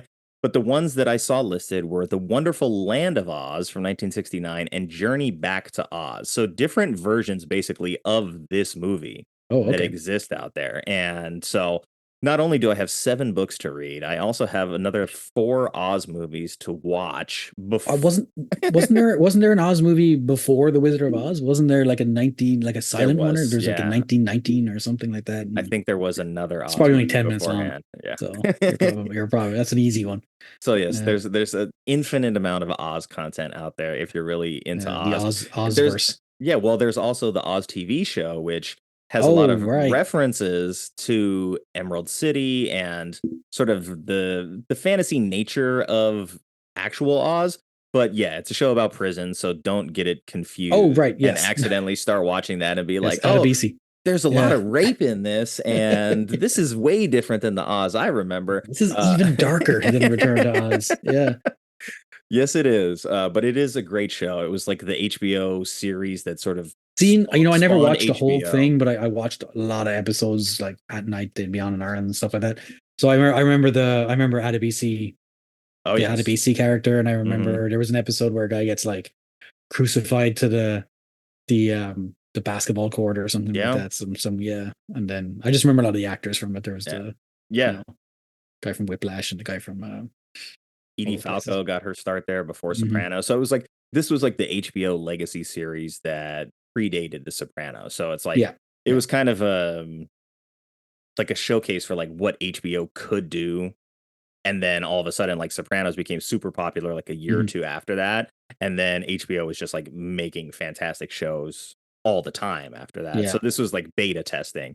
I think I've seen like all those early HBO shows. Oz was the only one I didn't watch. I saw Deadwood and Sopranos and The Wire and everything like that. But I think Oz was the only one I never like decided to watch the whole way through. It's intense. Possibly because it was hard to get. But yeah, I actually have the DVD collection of seasons 1 through 5, and I was so sad that the show was ending that I never watched the finale. Really, I saw like a scene from it, and I was like, I'm not watching that. I was like, I don't want to believe that it's over. I wish I'd done that with Battlestar Galactica. You just pretend that it goes on forever, and then it's like whenever you want to revisit it, you can. Yeah, then I don't ever have to watch that last episode and have it ruin the show for me. Yeah. Have you seen? You said you were going to watch some more fantasy. Have you seen Dark Crystal and Labyrinth and stuff like that? I've seen Labyrinth. Dark Crystal, I need to watch and find Dark out Crystal, if I've seen it. I think you're going to see some similarities. Yeah, because there's some movie that I thought was Return to Oz that has like very strong imagery burned into my memory, and then I'm like, as I watched it last night, I was like, it wasn't this. So there's some other kind of like steampunk. It might be Dark Crystal because they're it's all puppets. Dark Crystal. There's no human character. Okay. And there's the villains in that are also very freaky. It's the same kind of, it's the Jim Henson Company. So it's all the same kind of people working on that worked on this. And there's a lot of like weird, creepy stuff in that. Even the main characters who are like elves have very strange, like they just look like kind of creepy. But yeah, I watched that a few years ago. It hasn't aged great in some respects, but it's still really impressive looking. And I mean, they're limited by the fact that everything is like done by hand. It's like it's all animatronics and all that kind of stuff. So, I mean, I love that kind of stuff, so I'm sure I would enjoy it. And fortunately, like I actually have a few of these episodes already recorded and in the bag, so I don't have to like rush to record over the next couple of weeks. So I actually have time to like sit back and choose things to watch. So I might go on a little bit of a fantasy binge. And my wife really loves Wicked, so I know that around the time that the movie comes out, it might be a better time to just load up on Oz stuff. And then I think the stage show is actually coming back to the Pantages like a month after the movie releases. So we'll probably go see that too. So it might be like we'll backload Oz to the end of the year, but then I'll watch a bunch of other fantasy stuff here while I have the opportunity, because I really do like the genre in general. So I just don't take as much time for it as I should, I would say. Yeah, it's a genre that kind of has a good mixture of, it does special effects, it does good story, ensemble cast usually. I didn't want to mention the music in this film. I thought the music was really, really well done. Very kind of weird. Yeah, and it doesn't like a strange score. And it doesn't try to be the first one in the way that, not like, at hey, all. Yeah. A lot of movies will do that where, hey, the composer who made all the music for the original film isn't even with us anymore, but we're using all those compositions and just keeping the soundtrack basically the same in the sequel to convey all the same energy that we want to. And that's definitely not what they wanted to do with this movie. No, definitely not. No. And it features a great child performance that is not annoying, which I thought was pretty cool. Yeah, in a debut as well, where she beat out like 10,000 other people to be cast as Dorothy, and then it's a lot of disappointed children, which probably went to see the movie and were also again re-traumatized because they're like, no, I had to sit through that. Yeah. Yeah, it was. She's very good in it, and She is very good considering in it, that, yeah. when you look at the original, and it's like, of course, Judy Garland's great, Mhm. but you surrounded her with like actors that are in performance. Like, okay, he's a cowardly lion. He's just wearing like a fur suit. You see his face. Same thing with the Tin Man. He's all tin, but there's a human being right there that you can see. Scarecrow, same thing. Costume, human. In this, it's like one of them's like an animatronic moose head. The other Yeah. one is like a walking kettlebell who does have somebody inside of him, but you don't have like the facial sort of body language to work off of. Yeah. So it's harder to convey those things. Same thing with Jack Pumpkinhead. It's like he's a very cool looking character. Like the voice work is very good, but you're limited on screen to like what these characters can convey with their body language and their face when they don't have a face that works like a human being. So it's a little bit different in that so much more, I think, of the weight of the burden of the success of the movie was on Fairuza Balk's shoulders as a 10-year-old versus like Judy Garland. Like she signed like a big studio contract, so she's going to be working in a lot of these productions for MGM, but they surround her with talent to elevate everything. And so it's like, hey, it's not just on you to carry everything here. Yeah, but for her it was definitely all on her, because I mean it must have been a weird experience to I think Pumpkinhead was played by Brian Henson actually, so have like all these guys in suits and they're I mean how do they communicate with her between scenes? Is it just like a weird voice coming out of nowhere? The guy playing TikTok can't talk to you, so it's just right. like, Let me take my head off in between our shooting schedule here so we can chat.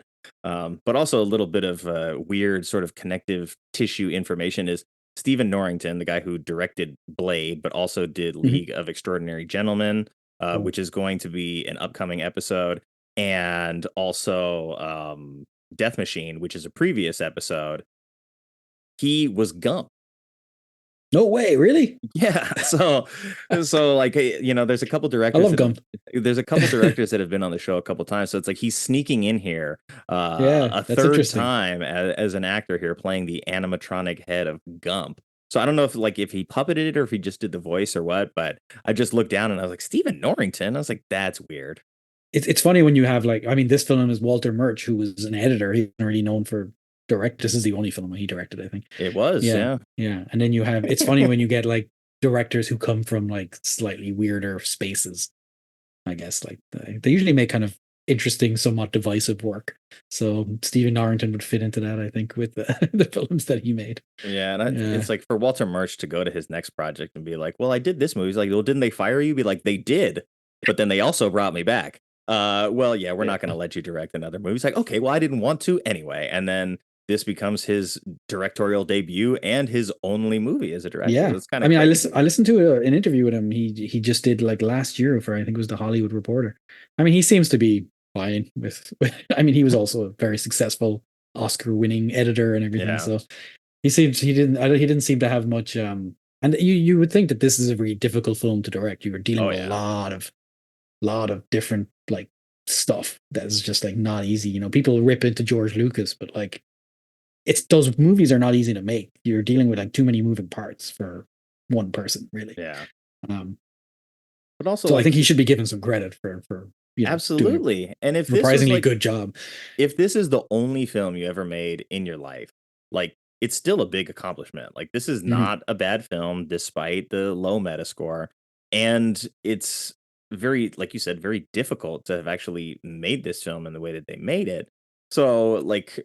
If this were my career and I was like, hey, I only got to make one movie and it was a legacy sequel to one of the most beloved films of all time, and rather than just take the low hanging fruit and make a colorful, dressed up sequel that is going to shoehorn in there to get people in the seats, I decided to actually buck the trend, go the complete opposite direction, make it as dark and authentic as possible, and do everything the hard way. Like, yeah, I would be happy with that. I mean.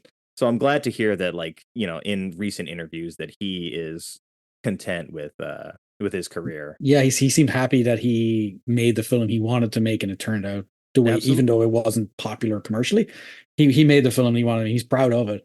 And he seems to be very happy that like people have found it and it's kind of a cult classic now, and people understand it more than they did back in the day.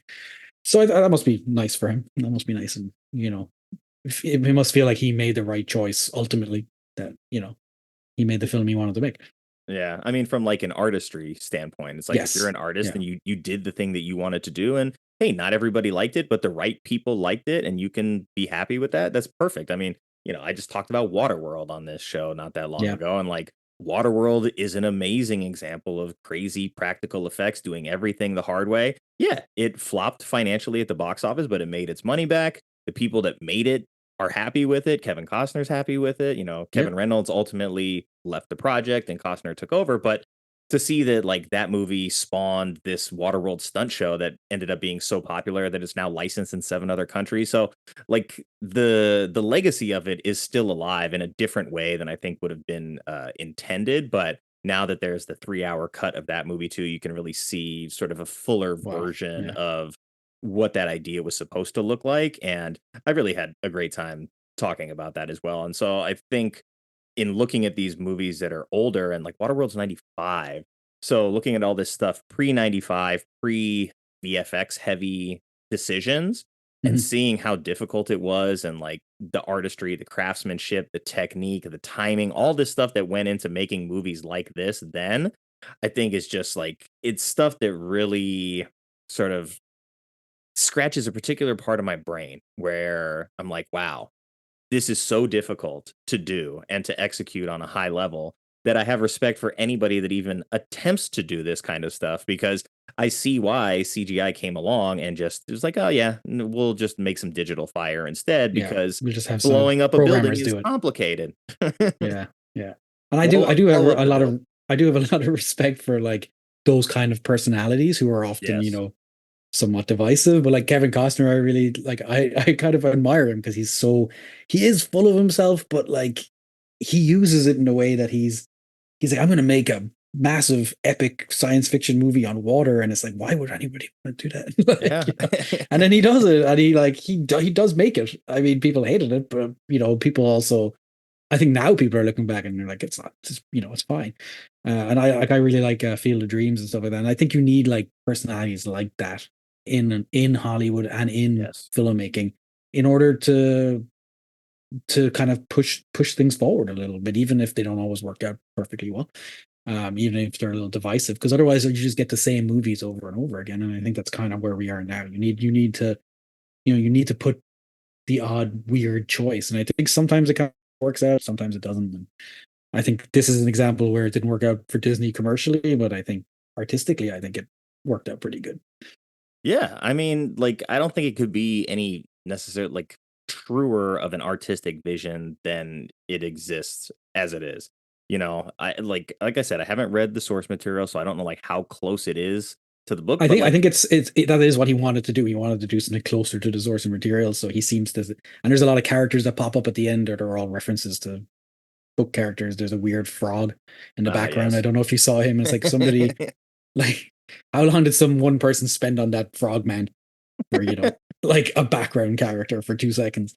But yeah, I think he was a big fan of the books, and he wanted to be kind of truer to that vision of Oz, and you know to damn the money Yeah, makers, I guess. there's something to be said for like doing something the right way to do it the right way, Mhm. not to do something the right way because it's the cheap way, or to do something the cheap way because it's the easy way. It's like, this is the vision, this is how we're going to do it, and we'll figure out how to do it. Like, there's no need to cut corners in that way if there's not a need to. So I think the further we've gotten away from this kind of stuff is where we've had a lot of films that all sort of like fall into a very like a homogenized category. And I think that's why we've seen the divisive reaction we've seen to Horizon, which, speaking of Kevin Costner, you I know, haven't seen it. I want to watch it. 3 hour sweeping, sprawling, epic Western. So it's like, not only is there not a huge appetite for Westerns in general right now, 3 hour movies are not the kind of movies that are going to get a lot of people in the seats.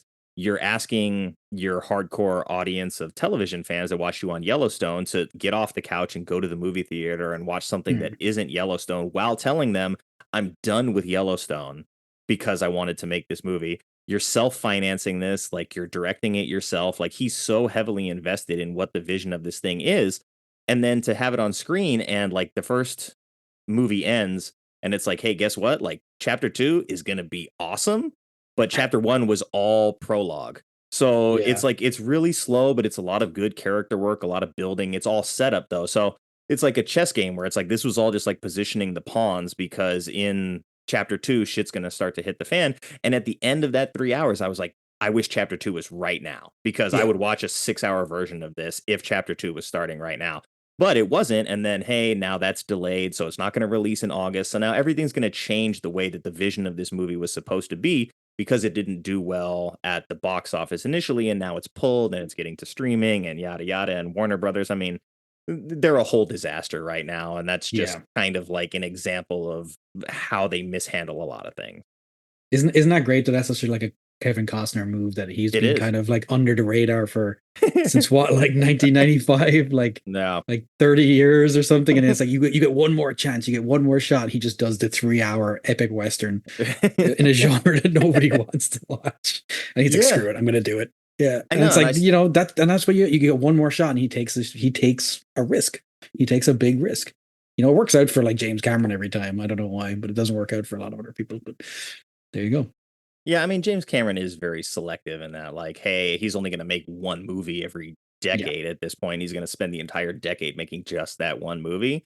And they make sure that the marketing is there and the audience for it is there. And like, even though, like, I don't know, I didn't really care for the second Avatar Way of Water. I'm like, yeah, okay. Like, it is a sequel to the first film. It does all the things the first one does and just kind of like changes a little bit here and there. So if you really love like that world, you get a lot more time in that world. You see more of it. And like, I wouldn't say it's a bad movie or anything. I was just like, after all this time waiting for the second one, like it didn't deliver anything that made me go like, wow, in the way. Yeah, I can't say I watched it, to be honest. Fair enough. It's a 3-hour undertaking in itself. It reminds me, the Costner thing reminds me of when they gave David Lynch, they wanted to make the Twin Peaks, the new season of Twin Peaks, and it was supposed to be 6 episodes or 8 episodes. And he kind of got Showtime to get everybody together, and then at the last minute he's like, no, it's going to be 18 episodes. I need twice the budget. And at this point they got everybody signed contracts and they're like, screw it, okay, I guess we have to do that now. And then he makes like the weirdest non-Twin Peaks show. And it's like, it's like it's people who love Twin Peaks hated it, some of them hated it, and it's like, that's kind of what you need though. You need guys who are like just willing to take that kind of risk, and you need people who are willing to do that, because that's what makes it fun. That's kind of what makes these kind of films fun.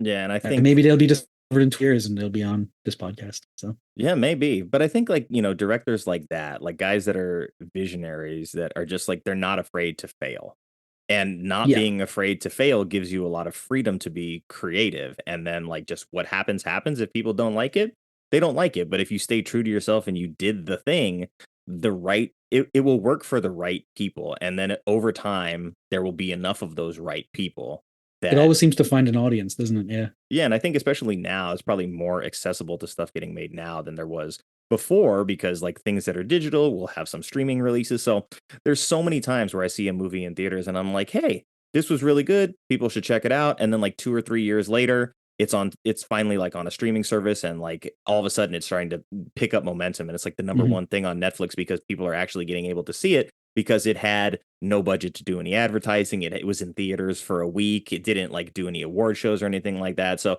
it just kind of gets buried. But like the artistry of it and the artist that made it obviously had a vision that would work for people if people were actually able to see this thing. And so we're getting like a little mixed bag of like that exists. And then there's also like physical media is starting to come back as more and more distributors are like, hey, we're going to take away your digital access to things. So there's more of a push for boutique labels to produce Blu-rays of like weird random things. I saw one the other day where I was like, wow, this is getting a Blu-ray release all of a sudden. And like people were super excited about it. So yeah, there's the good thing about the internet is that like more people will be able to find the things that they like when they like them. So, hey, I mean, I think the reason I was able to find this film, this is like before Disney Plus came along.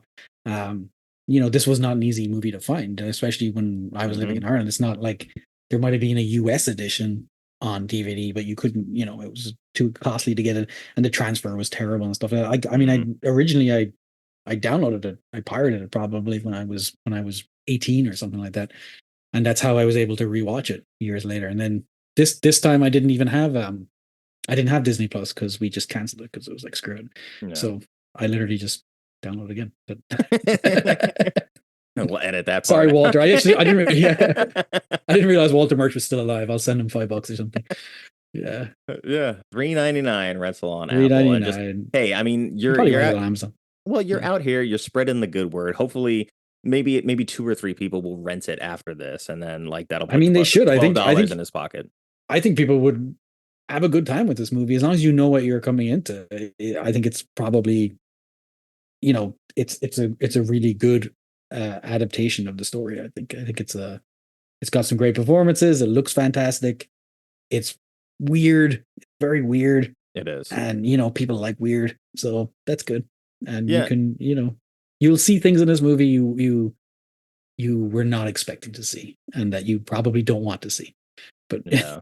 And thematically, it's a little more modern than a lot of other 80s adventure fantasy movies as well. Like, you know, we talked about the themes of the Gnome King and like this plundering of natural resources and what you do to the people that you plunder from and all that stuff. Like the politics of this movie, I think, are a lot more forward than any of its contemporaries in that way. And it fits at home a little bit better with movies that are coming out now that, you know, like to be about that. So yeah, definitely. Like if you're still listening to us and you feel that what we've said so far is interesting, definitely check it out. Whether it's Disney Plus, rent it, buy the physical copy, whatever. I mean, owning there's this definitely some is good, not a bad decision. I think there was a Blu-ray release not that long ago that's supposed to be really good.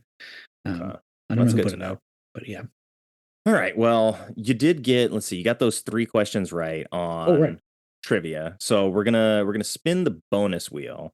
But first, I'm gonna ask you what I ask everybody on the show, and that is if you needed to give somebody a good gateway drug to get them interested in Return to Oz, what would that movie be?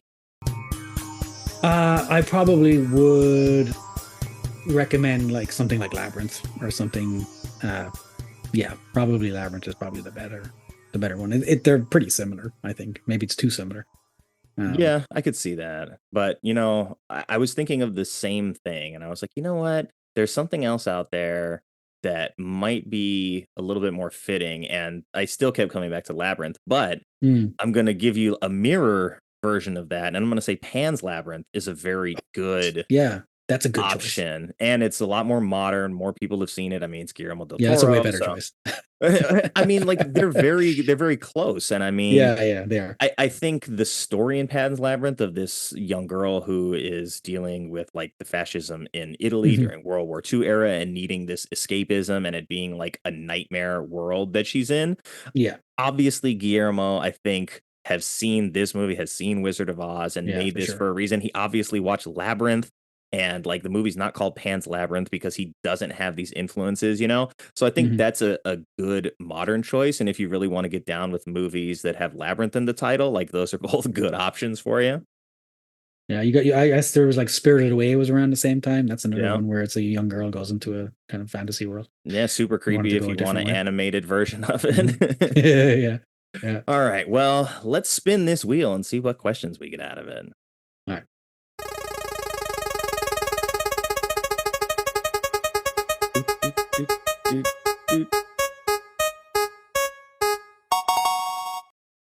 All right, question 1. All right, this question is, I should probably take this off. I think this is one of the early beta questions, but so how would you sell this film to a first-time watcher since we're giving out recommendations? I mean, it's easier these days to sell something like this. Yeah, I would say it's the sort of the nightmare version of Wizard of Oz. Would be the kind of, I think that would probably attract people now as opposed to, you know, back when it was really, I wouldn't advertise it towards families of young children. Right. I would advertise it towards teenagers and young adults. I would definitely not be advertising it towards, parents of 5-year-olds. Okay. So second question that comes off the wheel. You get to fan cast a modern version of this film. So give me a Dorothy, Mombi and Gnome King. Okay. I mean, most of them are in like, it's like, I don't know any young kind of who could play Dorothy these days. I don't know. I guess I would have taken the easy way out and said the Stranger Things girl like a few years ago. Yeah. Millie Bobby Brown, or I'd pick I don't know. Let me think about it. And then for Gnome King, I don't know. I mean, who did they have as the witches in the new movie? Who did they have in that? Was Emily Blunt one of them? I think she might have been. In which one? In the James Franco one. Oh, yeah, she might have been. I'll look it up. What you think? Either way, I would pick Tilda Swinton because I think she'd make it good. She would. She'd have fun with it. So I think she would. I mean, Tilda Swinton always has fun with everything. Yeah. And then Gnome King, I guess you need like a barrel voiced, Brian Blessed or something from the Flash Gordon. He's dead, isn't he? Maybe not him. Who's the guy from the guy from Secession, Brian Cox or something. Oh, someone with like a deep raspy voice. Yeah. He'd be really good. I like that one. All right, so we got our fan casting. Now we get one more spin of the wheel. And we are going to see. Oh, I can't even see this whole question yet. Okay, if you could pinpoint one thing as this film's primary weakness, what would that be, and what would you do to fix it? I think the primary weakness is probably like it stops the movie and kind of traps it into one place and it turns it into a sort of chamber piece. And I think the movie before a lot of movement. So I would probably make it more of a chase maybe than a sort of puzzle thing at the end. Of course, doing chase scenes with all those characters would be almost impossible. It's like a running pumpkin head. Good luck. But maybe bring the Wheelers back and have some kind of please let me see a Wheeler die so I don't ever have to think about them, kind of thing. Yeah, so because they just continue existing, don't they? They just sort of they just like they go back to Mombi's house and they're just with all the heads. Yeah, they're less evil, I guess. I don't know. Yeah. All right, so cool. We just speed up the third act, make it a little bit more linear and less of a spiral, and I kind of keep it moving. I think Okay. I'm trying to kind of keep them in movement. Cool. All right. Well, that didn't go so poorly for the wheel. Yeah. Got a few good questions out of it. But is there anything about the movie that like you really wanted to talk about that we didn't get a chance to talk about yet? I feel like I covered everything. I think I did want to mention the music and stuff like that. I thought it was a really good score, and I did want to mention Fairuza Balk. And yeah, I think the only other movie I've seen her in was The Craft, which you wouldn't necessarily think it was the same person, I guess. But yeah, she does look like she definitely looks like her. 10 years apart. I mean, like her eyes are obviously very like unique, distinguishable, and yes, I mean she did Waterboy as well, like a year or two after. Yeah, I don't remember Adam Sandler. Yeah. Okay. No, I don't. I think we covered it pretty well. I thought it was a really kind of interesting, unique film to cover, and I think I understand why people didn't like it back in the day, but I think it's definitely a film that I remember there was some controversy when it was even came back on Disney Plus, and people were like, "Should this movie be shown?" And I was like, "Well, they put everything else up there, And people were kind of almost arguing for it going the same way as Song of the South, which I think is the only the Disney movie that's not on Disney Plus. But there's a lot of questionable content in early Disney movies, and I don't think it fits the same kind of category at all. I think it's disturbing, maybe, but you maybe have to put up a warning to be like, hey, maybe not for the young kids, but otherwise. Well, speaking of young kids, they have a Regal like mystery movie, and AMC does it now too, where on Mondays it's like a $5 ticket. You just randomly you go in and it's a mystery and you don't know what you're going to get. And so the one that we went to see most recently was Sing Sing, which is a prison movie. but it's really about like this arts program within the prison and sort of like the redemption that comes with the performing of those arts and like what it means to the inmates to be able to have that outlet. But within the first 5 minutes, like a dad who was there with his kid, who was obviously hopeful that like this was not going to be the movie that was up for it, they walked out. And then at the very end, we were leaving, and like this family with like maybe like a 9 or 10-year-old girl had stayed for the entire movie. And I was like, that's great to see, because on the one hand, like we saw the kid leave, and on the other hand, like we see this kid just saw a movie that they would probably never otherwise watch, and maybe they liked it. And so, you know, maybe don't put the warning up about like, you know, this is gonna scare the shit out of your kids. Just just put the movie up. I mean, I think it's funnier if you don't put a warning up. I think it's better. Me too. But, you know, in the name of comedy. I don't see Disney doing. They like to put warnings on things, so you know, I can see them doing this. Yeah, I remember we went to see a Western a few. It was Giant, actually. I don't know if you've ever seen that. It was like a 3-hour. Oh no, Kevin Costner probably loves it. It was a 3-hour Western with Rock Hudson and Elizabeth Taylor. And there was a dad there, and he had like she must have been like 9 or 10 years old, and they sat and they watched the whole movie. And I was like, oh wow, I've never, you know, that's pretty cool that a kid would watch a movie that long and that old, I guess. And it's like you never know what the kid is going to like until you give them the experience to actually experience it. And then I mean, we put on some movies like you know, Charlie Chaplin, Buster Keaton movies, and our 4-year-old watches those. She loves those. They're short, so that helps. But you know.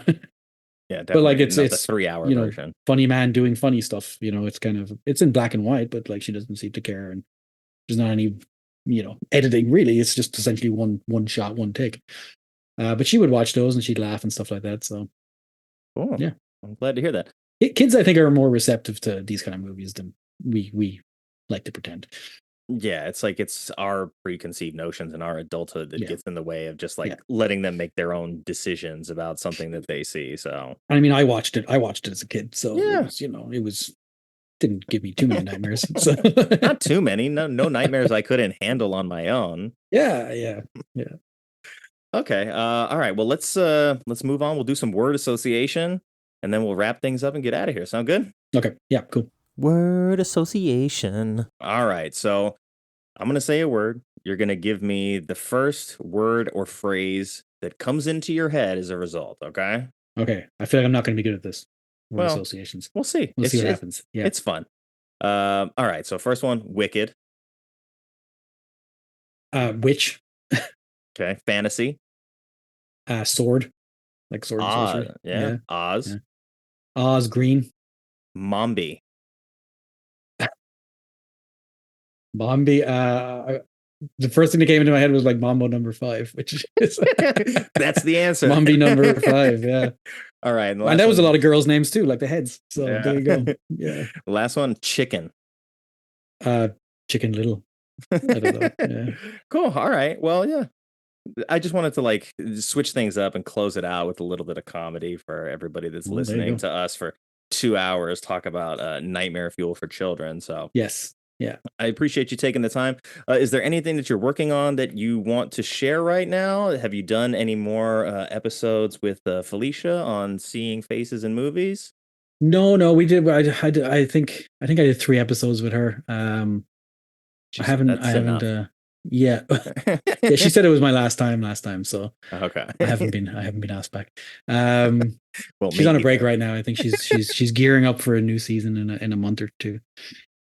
It's smart. Yeah. Got to take some time off, because I know I did Christine with her, and then I listened to the last one on Cronenberg and Videodrome with her and Vanya. So I know that was the last one of the season, I think. So I mean, hey, take time off. It's smart. I probably should do that myself, but I've overbooked, and I'm like, well, 3 months from now I could take a break, and then as soon as I have an idea, I'm like, well, I'll just do that in the month that I was going to take a break. So. Yeah, you kind of want to build them up and then, you know, have some runway, I guess. But I think that's what she did. She did like a lot of episodes and then had a bit of runway. But yeah, you know, it's summertime, so it's a good time to take a break. Definitely. But was there anything else you're working on or no? Not really. No, just working on trying to buy a car. That's well, good luck on that. Some real world stuff. Yeah. Well, I mean, car prices are out of control. Where like used cars are more expensive than new cars, and yes, you can't get a new car. Yeah, because they're backdated or whatever. I bought mine in 2018, and it just seems like in hindsight such a good decision because I own it, and Yes, there's no car payments, and it's Japanese, so it's like it's less than 50,000 miles. The thing's gonna run for another 15 years at the rate that I'm driving actively. What kind of car is it?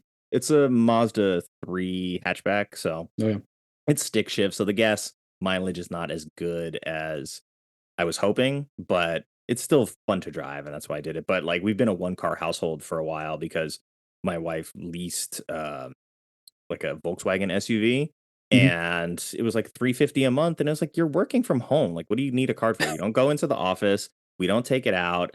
And so I was like, look, I own my car, I don't have payments, like let's just trim down to have it be a one car household, and like then we're only paying for gas, maintenance, and insurance. And so it took that off the books. I'm like, babe, you're talking $600 every 2 months, so this is gonna add up over the course of the year. Good spending money. Yeah, exactly. So I mean, we needed it too during the pandemic, so it helped. And now she's like, well, there's lease offers where 0 down you can do for like less than $200 a month, and I get like I think they're getting a little more competitive now. I think the supply chain is going to back up, and they're starting to. Hopefully, things will get a little bit better. Of course, they're going to get cheaper, but hopefully they won't get as expensive so fast. I ride this bus and subway to work, so it's like it's fine because it's actually probably the fastest way to get to work. To be honest, even using a car would take just as long, and then you just have you have to pay for parking and all that kind of stuff. So yeah, it just makes more sense for me to just use transit really. But Felicia definitely needs the car, and we need it for our kid and stuff like that. So hopefully we figure that out pretty soon. Well, you're in the Toronto area, so you have much better like public transit options than we do here. Yeah, I mean, people complain about it here, but I think it's pretty good.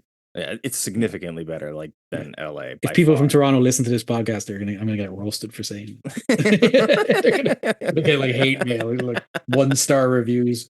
This guy doesn't know what he's talking about. Well, the good news is that I can always edit all this shop talk out at the end. We don't have to include the part where we talk about cars.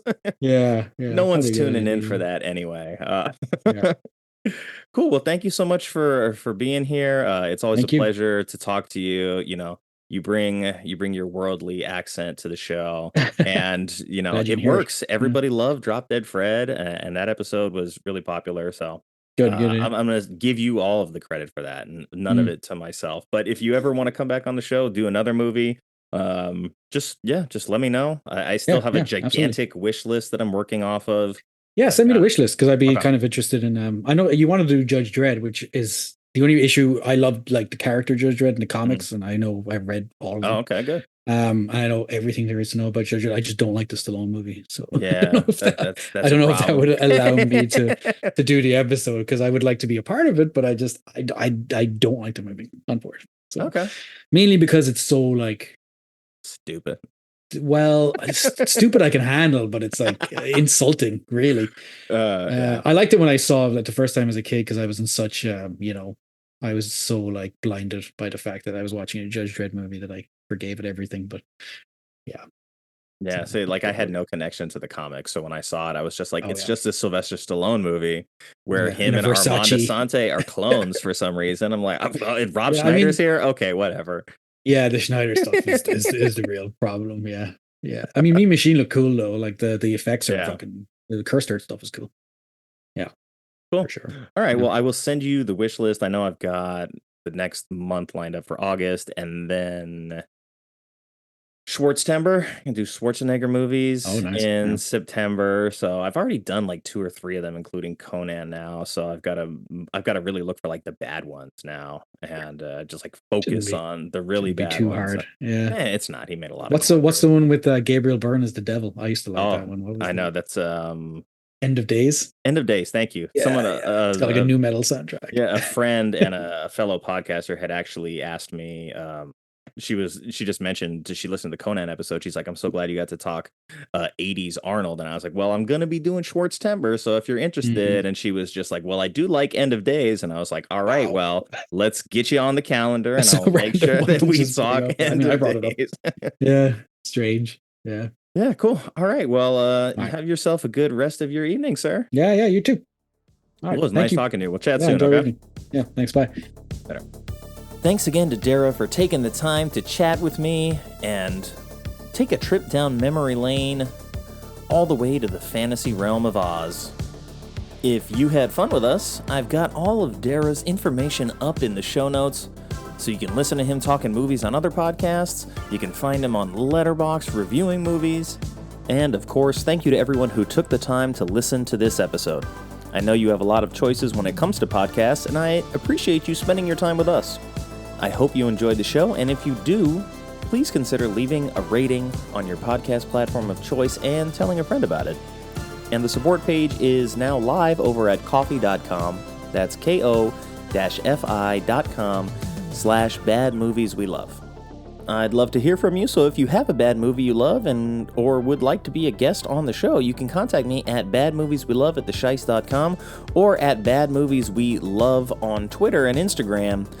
And that's love with an LUV on the socials. And until next time, take care, be well, and have fun however you get your movies.